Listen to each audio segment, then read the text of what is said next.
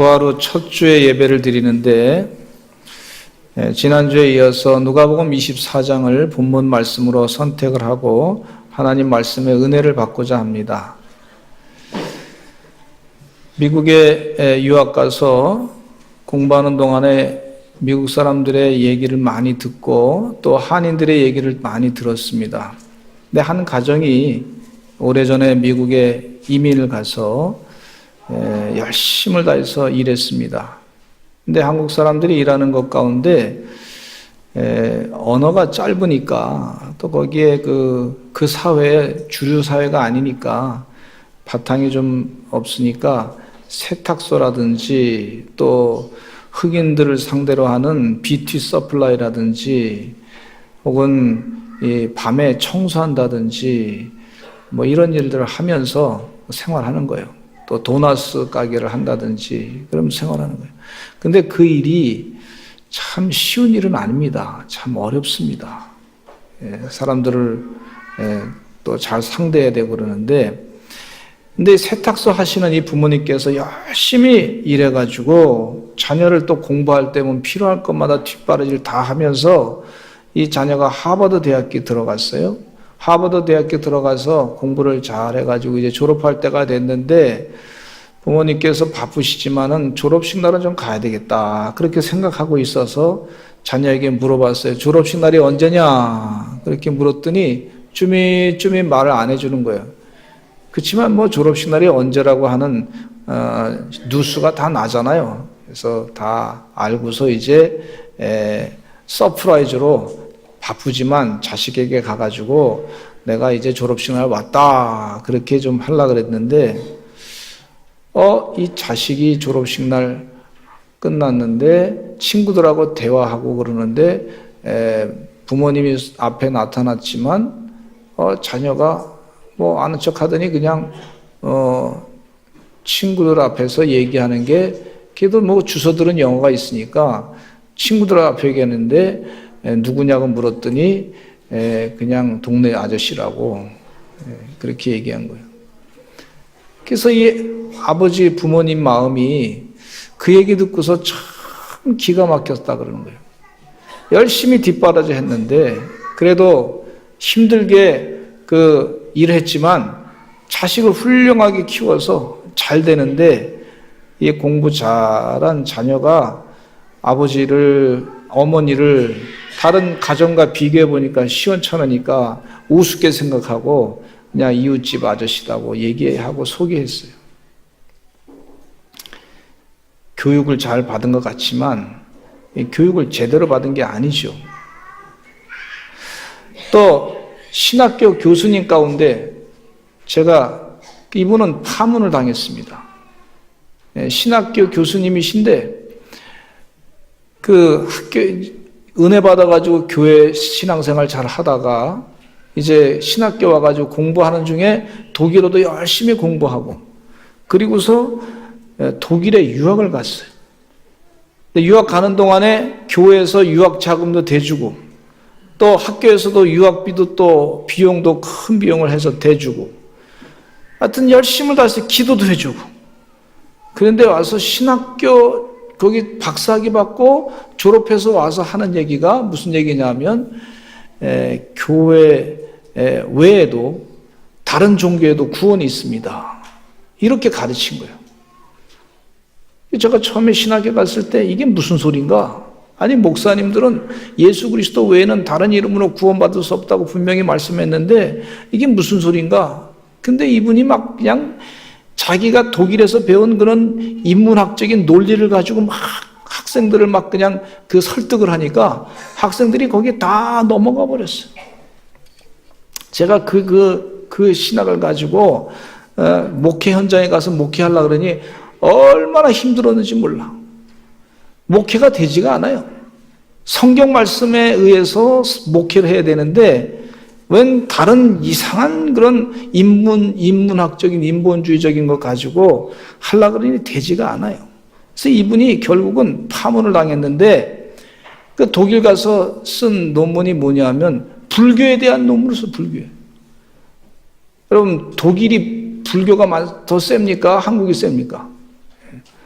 그 불교에 가서 논문 쓰고 잘 불교에 대해서 모르는 신학교 교수님들한테 이거 썼습니다. 이거 자기가 더 전문가니까 불교에 대해서는. 그러니까 조금 연구해가지고 해서 박사학위 받고서 그래 와서 신학교 박사학위 받았으니까 신학교에서 받아들인 거예요. 이게 참 기가 막힌 일이죠. 예? 하나님 사랑을 열심히 베풀어 줬는데 나중에는 배반하는 거예요. 또 우리 부모님들이 어떤 그 가정에 카나다에다가 자녀를 이제 유학을 보냈어. 유학을 보냈는데 유학 다 마치고 왔는데 보니까 이 사람이 그 동성애자가 돼버렸어. 카나다에서 좋은 걸 배워가지고 이 나라를 살리고 좀 구원시키고 그런 일을 좀 사용했으면 좋았는데 가서 열심히 공부했는데 배워온 것이 뭐냐 하면 학교에서 배워가지고 온 것이 동성애가 이게 이 성적으로 괜찮은 거라고. 이 뭐냐? 그러면서 그게 뭐 진보 사상이라고. 진보가 발전하는 건데 발전이 아니라 퇴보 사상이 된 거예요. 이상한 문화를 배워가지고.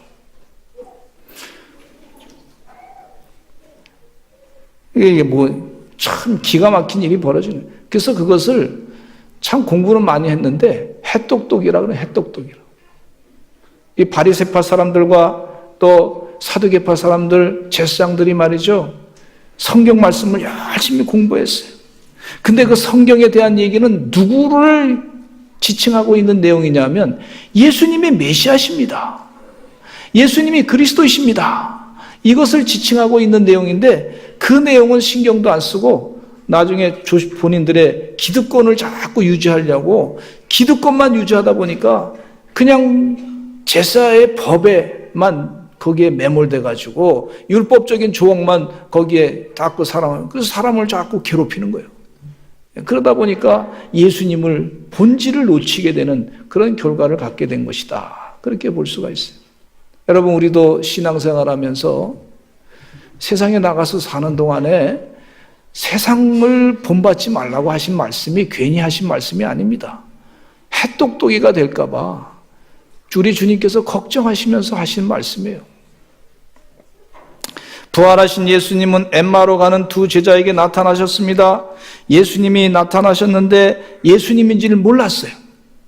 마을에 가서 강권해가지고 예수님을 자신의 집에 모시고 들어갔습니다. 예수님을 모시고 집에 들어가서 그들과 함께 음식 잡수실 때에 떡을 가지고 축사하시고 떼어 그들에게 주시니까 그들의 눈이 그때서 밝아져서 예수님인 줄 알아봤다 그랬어요.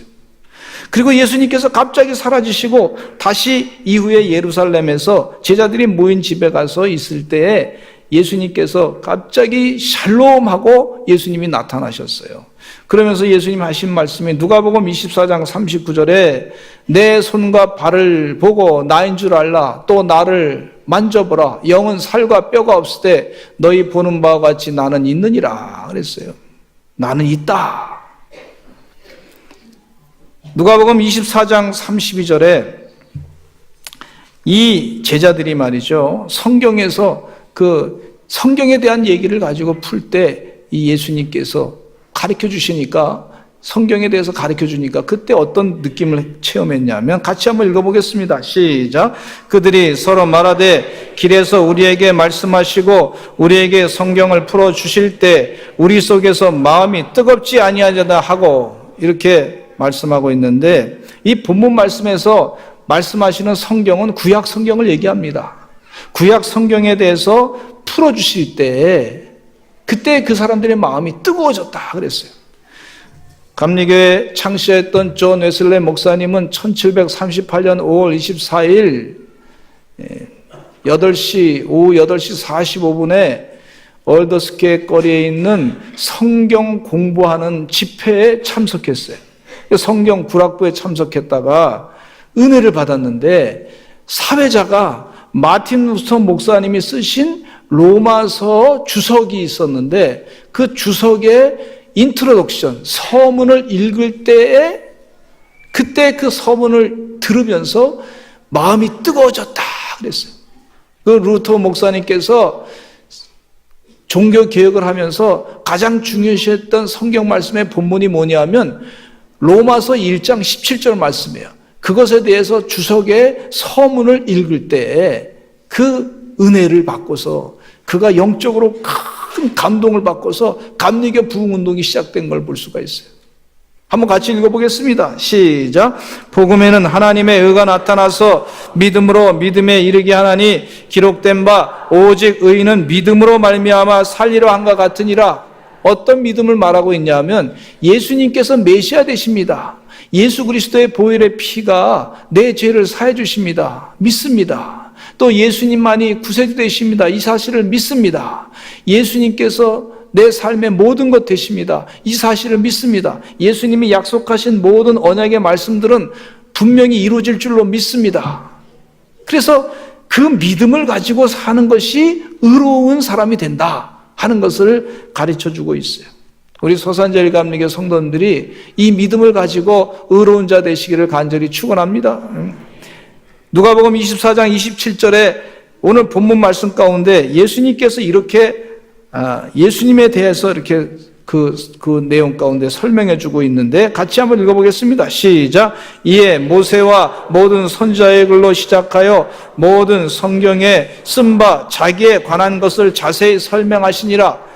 예수님께서 예수님에 대한 부분을 성경에 있는 것 가운데 그걸 자세히 설명했는데 사실은 성경 말씀 전체가 예수님을 지칭하고 있습니다. 근데 이 성경 말씀 가운데 핵심적인 구절들이 있는데 그 구절들에 대해서 예수님께서 이건 나를 말하는 것이다 하고 설명해주고 가르치고 있는 내용을 볼 수가 있는데 그 글 가운데는 모세 또 선지자의 글, 첫째는 모세의 글을 한번 보겠습니다. 모세는 모세 오경을 얘기하고 있는데 창세기, 출애굽기, 레위기, 민수기, 신명기 그 내용 가운데 예수님에 대한 그런 내용이 있는데 첫째는 창세기에 나오는 내용이 있어요. 창세기 3장 15절에 이런 말씀이 있습니다. 같이 읽어보겠습니다. 시작.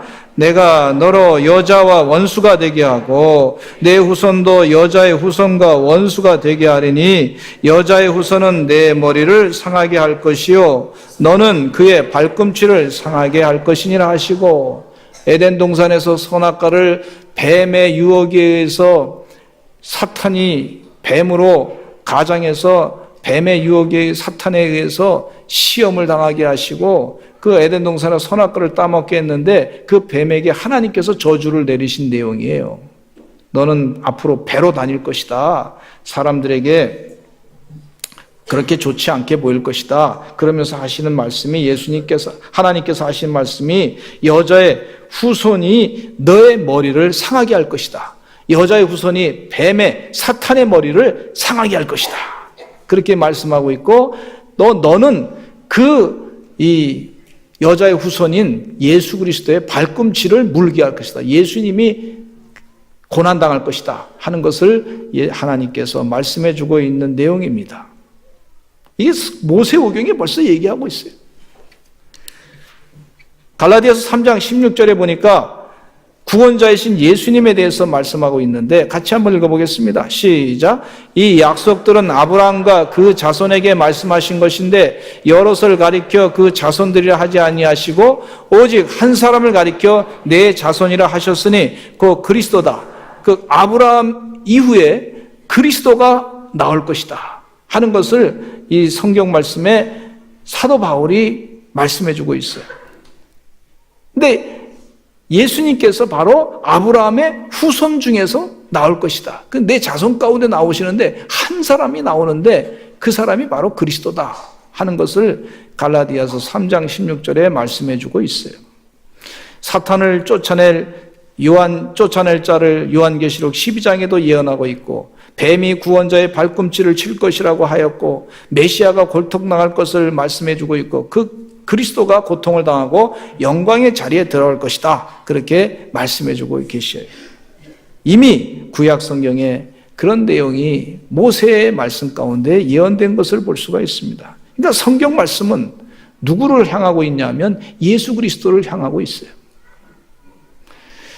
아브라함과 그의 아내 사라와의 사이에서 낳은 자녀는 이삭입니다. 아브라함이 100세에 사라는 90세에 낳은 자녀인데 이 자녀를 하나님께서 모리아 산에 바치라 그랬어요.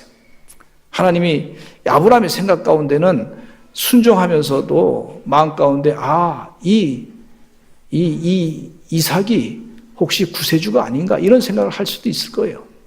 그런데 하나님께서 모세가 이 아들 이삭을 100세에 난 아들 이삭을 죽이려고 했을 때 하나님께서 아브라함아 죽이지 말아라 그러면서 절대 손대지 말아라. 그 조금 있으니까 그 숲속에서 양이 매 하고 나오는 거예요. 그래서 그 양을 잡아가지고 번제를 드리게 했어요. 여호와 이레다. 하나님이 준비하셨다.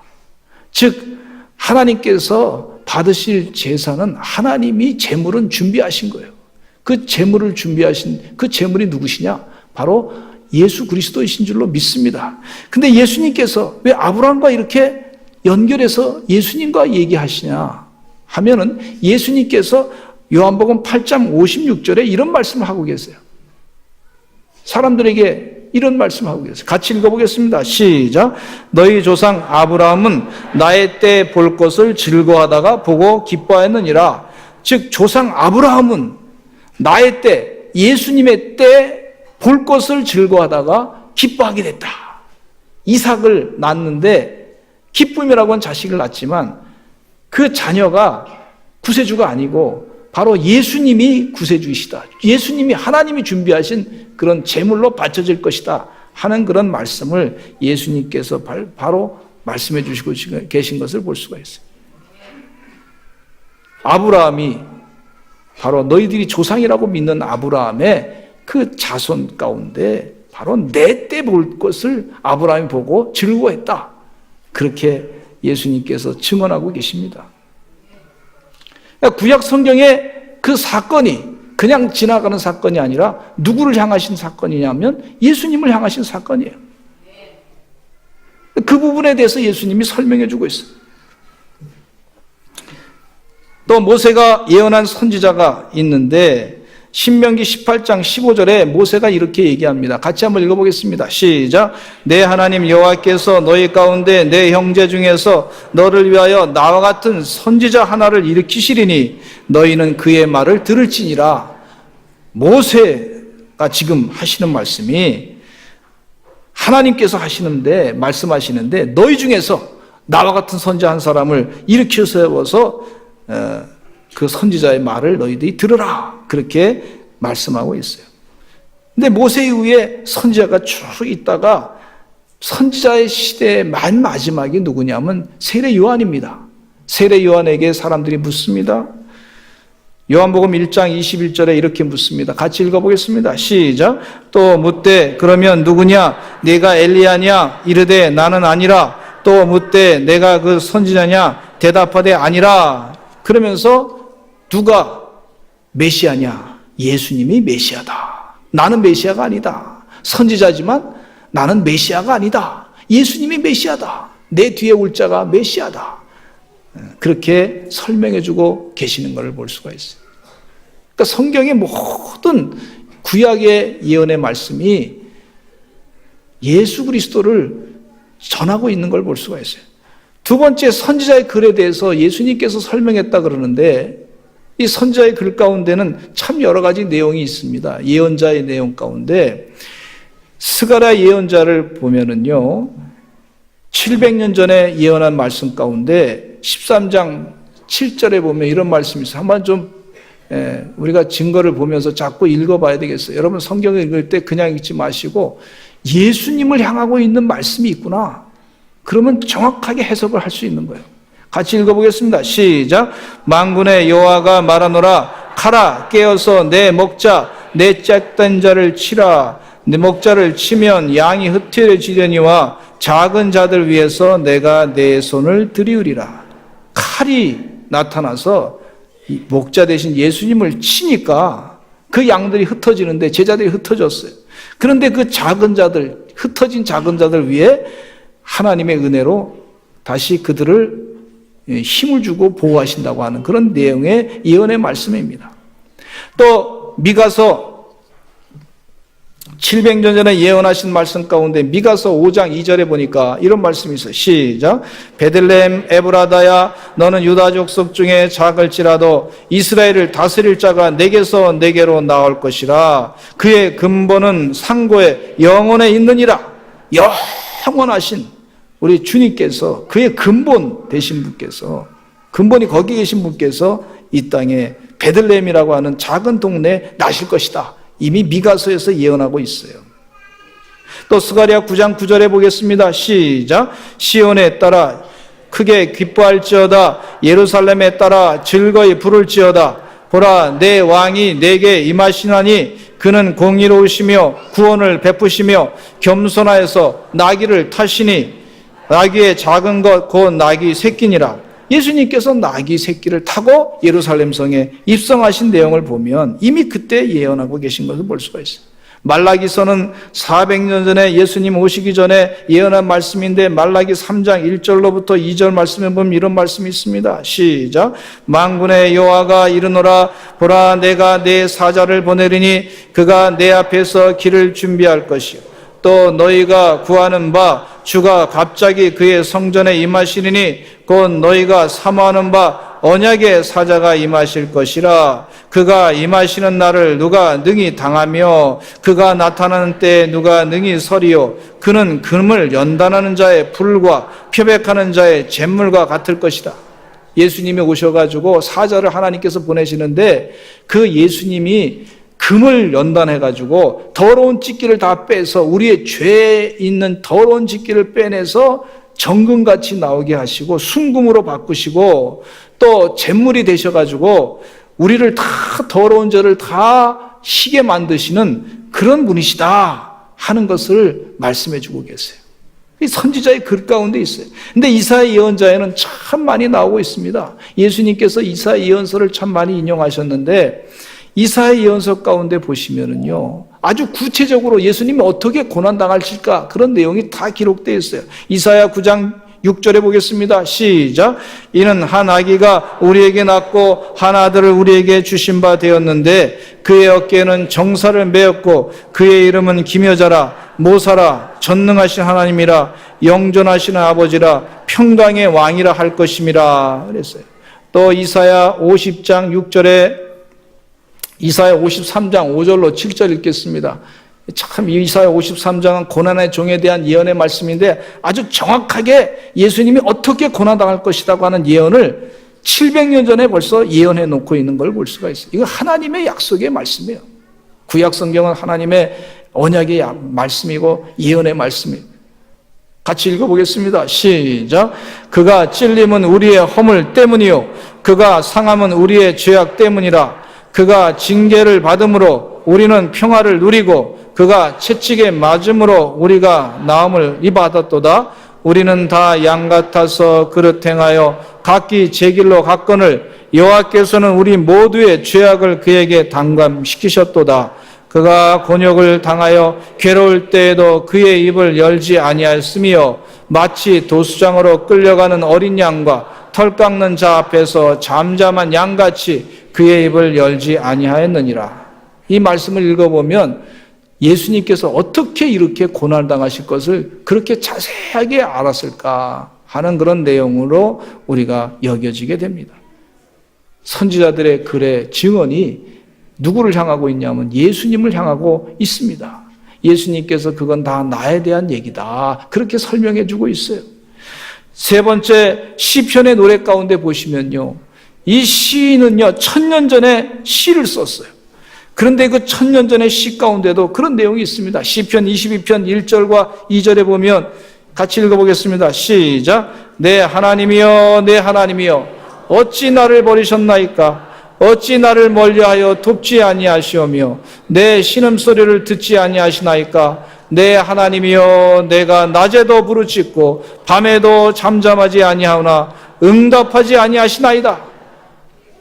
예수님이 십자가에 못 박혀 돌아가셨을 때 마지막에 하신 말씀이 엘리 엘리 라마 사박다니 아버지 아버지 어찌하여 나를 버리셨나이까. 나를 버리셨나이까. 그 말씀이 벌써 시편 22편에 1000년 전에 하신 말씀이에요. 시편 이 편에도 예수님에 대한 그 내용, 왕에 대한 내용이 나오고 있는 걸 볼 수가 있어요. 그러면서 시편의 22편 말씀에 너무 고통스러워서 내가 뼈를 셀 수 있을 정도로 아픈 고통이 있습니다. 그렇게 고백하는 내용이 시편 22편에 나오고 있어요. 엠마오로 가는 두 제자, 예수님 부활하신 다음에 그 두 제자가 구약 성경에 나오고 있는 그 내용들을 얘기했습니다. 모세의 예언한 내용의 이야기, 또 선지자들의 글에 대한 얘기, 시편에 나온 얘기, 그것을 가면서 얘기하는데 그냥 대화를 나누면서 그냥 이론을 서로 아는 내용을 얘기했겠죠. 근데 그것이 예수님을 향하고 있다고 하는 것을, 예수님에 대한 것이라고 하는 것을 잘 모르고 있을 때 예수님이 나타나셔서, 그들은 예수님인지 몰랐지만 예수님이 나타나서 설명을 해주니까 그들 마음 가운데 깨달음이 있어가지고 가슴이 뜨거워졌어요. 은혜를 받았어요. 그리고 예수님을 모셔다가 식사를 좀 같이 하려고 그랬더니 예수님이 떡을 떼서 주시는 동안에 갑자기 영안이 띄어져가지고 예수님이 갑자기 사라지는 것을 체험했어요. 우리 서산제일감리교 성도님들도 성경 말씀을 읽을 때 예수님을 깊이 만나서 영안이 띄어져서 가슴이 뜨거워지는 은혜가 있으시기를 간절히 축원합니다. 누가복음 24장 31절에 같이 읽어보겠습니다. 시작. 그들이 눈이 밝아져 그인 줄 알아보더니 예수는 그들에게 보이지 아니하시는지라 그랬어요. 부활하신 주님을 만난 제자들 가운데 하나님께서 빌립이라고 하는 사람을 통해 가지고 빨리 광야로 가라. 사도행전 8장에 그런 내용이 있어요. 광야로 가라. 주의 사자가 나타나서 광야로 가라. 거기에 에디오페 간다게 국고를 맡은 내시가 있다. 광야로 가라. 그래서 광야로 막 달려갔어요. 성지순례 가보니까요, 광야예요. 사람이 다니는 길이 아니에요. 얼마나 힘든 길인지 몰라요. 거기에 짐승도 많고 사막지대예요. 사람이 다닐 만한 데가 아니에요. 웬만한 사람들이 특별한 목적 없으면 가기가 어려운 거예요. 그런데 그 광야로 가라. 빌립이 막 가는데 거기에 누가 나타나냐면 내시가, 에디오페의 여왕의, 간다게의 여왕의 국고를 맡은 내시가 거기서 이 수레를 타고 있었어요. 수레를 타고 있는 그를 바라보면서, 그러면서 만났더니 거기서 성경책을 읽고 있는 걸 봤어요. 구약 성경 가운데 이사야서를 읽고 있는 걸 봤어요. 그래서 이사야서를 읽고 있는데 이 뜻이 무엇인지 아느냐? 그랬더니 이 내시가 잘 모르겠습니다. 그래서 그 뜻에 대해서 빌립이 자세하게 가르쳐 줬어요. 그분이 바로 예수님이시다. 이 성경 말씀 한번 사도행전 8장 32절로 33절 보겠습니다. 시작. 읽는 성경 구절은 이것이니 일러스되 그가 도살자에게로 가는 양과 같이 끌려갔고 털 깎는 자 앞에 있는 어린 양이 조용함과 같이 그의 입을 열지 아니하였도다. 그가 굴욕을 당했을 때 공정한 재판도 받지 못하였으니 누가 그의 세대를 말하리요 그의 생명이 땅에서 빼앗김이로다 하였거늘. 빌립은 어린 양은 바로 예수님이십니다. 그리고 예수님의 복음을 전하니까 이 내시가 가슴이 뜨거워져서 나 세례 받고 싶다고. 그래서 세례를 좀 베풀어 달라고. 세례를 주고 그를 구원시켰던 걸 볼 수가 있어요. 그 덕분에 에디오피아라는 나라는 예수 믿는 사람들이 많이 늘어나게 됐어요. 할렐루야. 예. 할렐루야. 여러분, 선교는 하나님이 하십니다. 주님이 역사하시는 줄로 믿습니다. 예. 지금 이 성경 말씀은요, 성경 말씀은 예수님을 말씀해 주고 있는 거예요. 성경 말씀은 가톨릭의 교황을 지칭하는 거 아니에요. 부활하신 주님께서 설명해 준 내용이 이건 나에 대한 말씀이라는 거예요. 예? 마리아에 대한 얘기가 아니에요, 이 성경 말씀은. 성경 말씀, 구약의 예언의 말씀은 예수 그리스도에 대한 예언의 말씀이에요. 예수님에 대해서 말씀하시는 거예요. 우리의 구세주가 예수님이세요. 예? 성경 말씀은 이만희를 가리키는 게 아닙니다.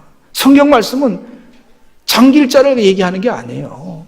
성경 말씀은 안상홍이를 얘기하는 게 아니에요. 성경 말씀은 문선명이를 얘기하는 게 아니에요. 자기가 요즘에 하나님이라고 하는 사람들을 얘기하는 게 아니에요. 여기 분명히 부활하신 주님께서 누가복음 24장에 의사인 누가가 쓴 내용이 예수님께서 하신 말씀이 모세와 선지자와 성경의 말씀들은 바로 나를 향한 것이다. 내가 그다. 내가 구세주다. 세상의 권력자를 지칭하기 위해서 얘기하신 게 아니에요. 오직 예수님만이 구세주심을 전하고 있습니다. 내가 권력 받았다 그래서 내가 갑자기 신이 되는 게 아니에요. 내가 돈 조금 있다 그래서 기분 좋아졌다 그래서 내가 인기가 있다 그래서 갑자기 신이 되는 게 아니에요. 성경 말씀은 예수님이 그리스도이시고 메시아이심을 분명하게 전해주고 있는 말씀이에요. 이 말씀 가운데 영적으로 분명하게 서시고 그래서 성령이 역사한단 말이죠. 그때 성령이 역사하는 줄로 믿습니다. 주님 은혜 가운데 성경 말씀 읽을 때마다 예수님이 나에게 말씀하시는구나. 그 은혜 가운데 사시는 주의 거룩한 백성 되시기를 간절히 축원합니다. 우리 다 같이 주여 한번 외치시고 통성으로 기도하겠습니다. 성경 말씀 읽을 때마다 예수님이 구세주이심을 다시 한번 계속해서 깨닫게 하여 주시고 나에게 주시는 말씀으로 깨닫게 하여 주시옵소서. 우리 주여 한번 외치고 기도하겠습니다. 주여 아버지 하나님이여 주의 은혜가 넘치게 해주시고 하나님의 사랑과 거룩한 구원의 역사를 다 누리게 해주시옵기를 간절히 간구합나이다. 아버지 하나님이여 축복하여 주시옵소서. 아버지 하나님이여 주의 일하심을 아버지 하나님이여 다 깨닫는 은혜의 종들 되게 해주시옵기를 간절히 간구합나이다. 영안이 띄어지게 해주시어서 예수님이 일하시는 것을 다 깨닫고 바라볼 수 있도록 도와주시고 주는 그리스도시요 살아계신 하나님의 아들이십니다. 아버지 하나님이여 분명하게 선포하는 하나님의 종들이 되게 해주시옵기를 간절히 간구합나이다. 예수 그리스도의 이름에는 다른 이름으로 구원받을 길이 없음을 분명히 전하는 하나님의 귀한 종들 은혜의 종들이 다 되게 해주시옵기를 간절히 간구합나이다. 영적인 전쟁에서 아버지 하나님이여 날마다 승리하는 하나님의 귀한 사랑의 종들이 다 되게 해주시옵기를 간절히 간구합나이다. 복된 삶을 살아가게 해주시고 은혜의 거룩한 삶을 살아가게 해주시옵소서. 아버지 주여 도와주시옵소서. 이 땅에 사는 동안에 아버지 하나님이여 예수님이 나의 구세주인 분명히 아버지 깨닫는 성령 충만한 은혜의 종들 되게 해주시고 모든 죄를 다 사해 주시는 그 사랑을 깨닫고 남자에게 전하는 하나님의 귀한 종들이 되게 하여 주시옵소서. 예수님의 이름으로 기도하옵나이다. 아멘. 여러분 아픈 곳에 손을 대시고 기도하겠습니다. 예수 그리스도의 이름으로 기도할 때 모든 병마가 물러갈 줄로 믿습니다. 나사렛 예수 그리스도의 이름으로 명하노니 병마는 물러갈지어다. 대장암 물러갈지어다. 췌장암도 물러갈지어다. 위암도 사라질지어다. 나사렛 예수님의 이름으로 명하노니 갑상선암 물러갈지어다. 폐암은 사라질지어다. 혈액암도 물러갈지어다. 모든 근심 걱정 잘못된 상처는 다 물러갈지어다. 열등감도 사라질지어다. 부정적인 생각도 사라질지어다. 나사렛 예수 그리스도의 이름으로 명하노니 세상이 줄 수 없는 하나님의 평안이 넘치게 될 줄로 믿습니다. 태문은 열려질지어다. 당뇨병은 물러갈지어다. 고혈압은 물러갈지어다. 예수 그리스도의 이름으로 명하노니 모든 잘못된 모든 이단 사상은 물러갈지어다. 잡신 귀신 사탄 마귀는 물러갈지어다. 주여 치료하여 주시옵소서. 예수님의 이름으로 기도드렸습니다. 아멘.